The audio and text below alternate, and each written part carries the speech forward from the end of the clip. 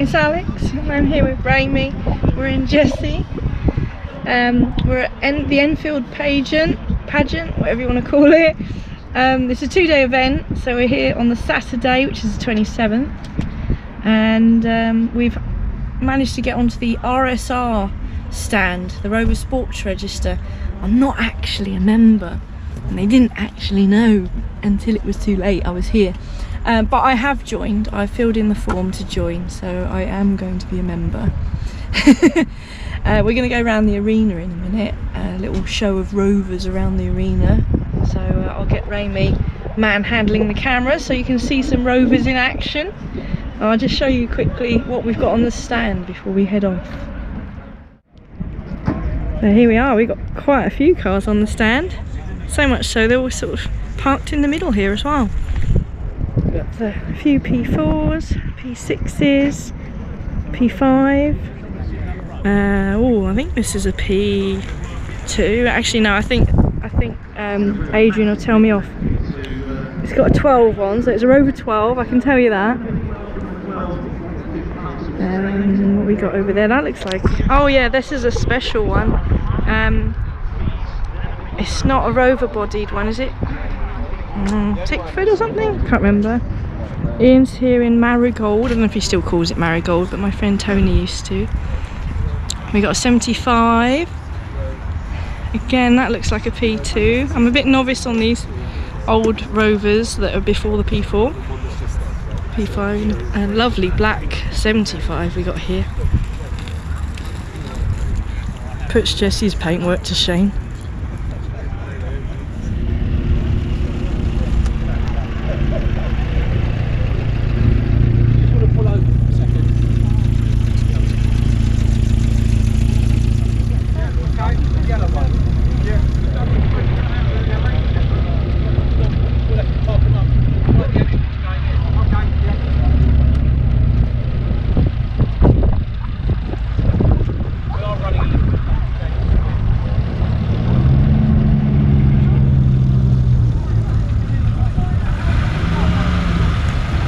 Please, mind your backs.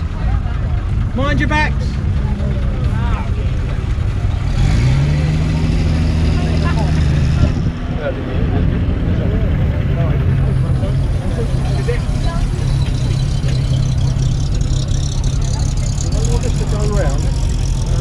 Yeah.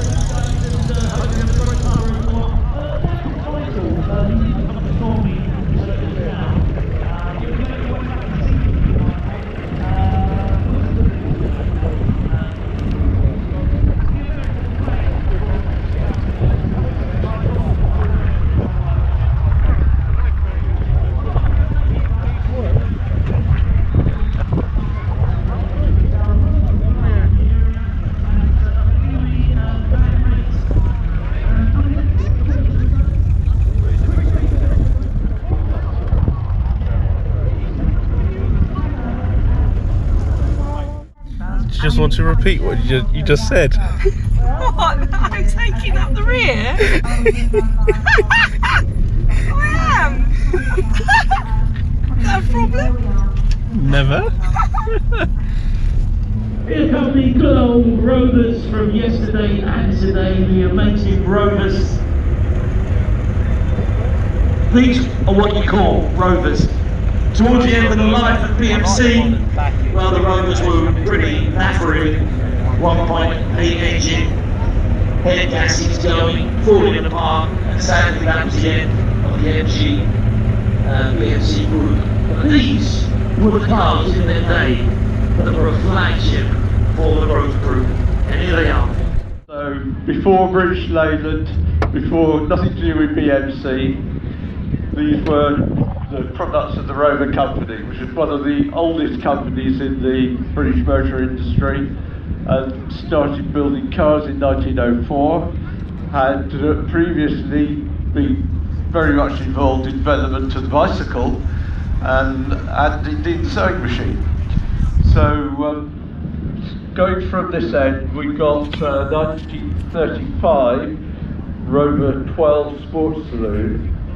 This car is one of a small team that the Rover company put into the RSR Rally in 1935, this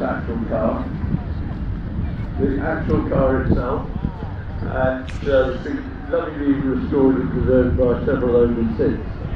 And the 1934-35 was a very seminal period for Rover, because it was when the new management that came in during the recession of the early 30s and really started to have an effect on the design of the cars. And from 1934 onwards, Rover cars were very, very well engineered, very durable, and many of them very attractive to look at. This is the next Rover along from the Primrose platform.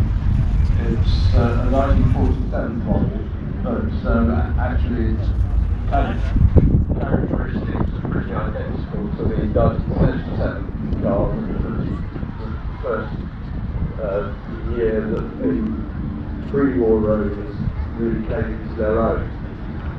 And so this one, I've owned for about 52 years, and cost me and was the best tenner I've ever spent. But you couldn't buy it from me, Dad, for that money. This is a 6-line saloon, and so on this car, the passenger accommodation was prioritised. The other interesting car that we've got here, Dan, is the drop-in coupe, and this is something that Rover added to the model lineup in the late 1930s to give a little extra excitement to the top of their model lineup, and some cars a bit more expensive, a bit more exclusive. This car was bodied by a company called Sandy Tickford, who also designed the body.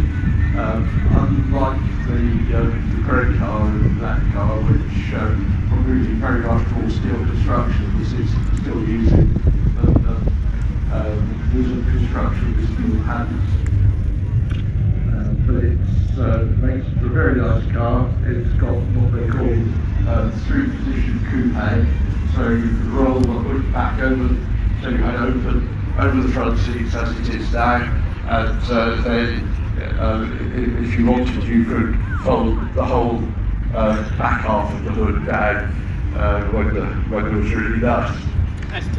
As it is today. So yeah, if you come to our pitch later, D2, you might see it with the hood rolled right down. So that was Rovers up to 1950. From 1950 up until 1964. Sorry, the green and white car is classed as a P3. We call the cars like the grey black car and this coupe as we call those P2s, although they were different at the time. And the Primrose car at the end we refer to as a P1, and again that wasn't something that Rover ever did, it's just to categorise the car for enthusiasts now. These two cars are P4s, and the P4 was launched in 1950 with a car which these days is called Cyclops. It had a fog light in the middle of the radiator grill, which Rover owned decided it didn't like. So afterwards Rover put a sort of more traditional radiator grill on the car. Gradually, between 1950 and 1964, they improved the car, made it more modern, facelifted it, and these two cars, the black ones from 1960, the grey one is from 1963, and they're a very, very solid, very refined, very, very well built and long-lasting car that really firmly established Rover's image as a builder of quality vehicles. Moving on from the P4, we'll walk back to the P5, and we've got here this very nice maroon car with grey roof. This is a P5B. The P5 was intended to be a model to replace the P4, but while they were adding it, it sort of got bigger and bigger, and ended up being the S-Class Plus.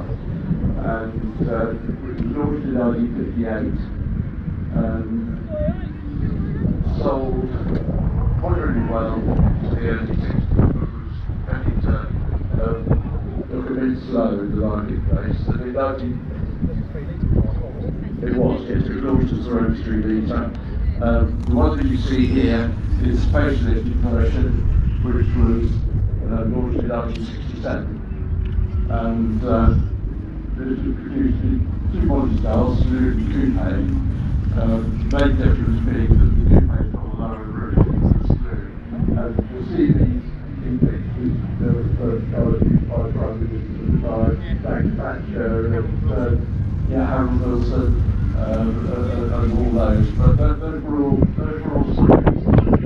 Which got quite so much room for rear seat passengers, not quite so good for politicians who wanted to ride in the back seat. The facelift P5B is so this facelift version launched in 1967, called the P5B. The B is for Buick, but the Buick is where the V8 engine that was put into the car at that time came from. We've got a figure about the P6. This was the last car that Rover produced as a completely independent company, and it was launched in 1963. It was a very, very modern car at the time, both in marketing concept, because it was a small car for the executive, and the question was something that was smaller and more sporty than the average Ford Vauxhall tyre quality compared to AS before. So they were beautifully designed car, and they had it beautifully. Really a car for the motorway age, more than the previous Rover design, and were very successful. Unfortunately, at that time, Rover came into British Lane, and that didn't really support it at all. I'm sad to say. So we've got a very, very early car here. The very one is the 1964 model, as Rover originally launched it. Quite a high mileage one, this, but a lot of money being spent at the time being spent on the restoration. Cars in this era did rust, and a lot of rust repairs been done on this car. Very, very nicely, it has to be said. And well worth experiencing a P6. And the almond coloured car, creamy yellow coloured car next to it, is the facelifted version. That came out in 1971, and this was a 2000 TC. Leave your room, Yoli. That's it, leave your room. Fantastic. Jesse's the loudest. There we are, we're all parked up back on the stand. Jesse's over there in the naughty corner. Now there's a couple of cars that didn't go on the arena. I did already show you them briefly. The 75. He's done a few mods to this. He's got power steering. It didn't have overdrive originally, but he's installed overdrive, and it's got a 100 engine in it, but we don't tell anyone. Another P5, but this isn't the coupe. This is just the standard saloon. The only other car that didn't go around the arena was the early 2000 over there. The P6 Club's next to us. We'll go and look at them a bit later, but I'm going to go and have a look around the auto jumble now.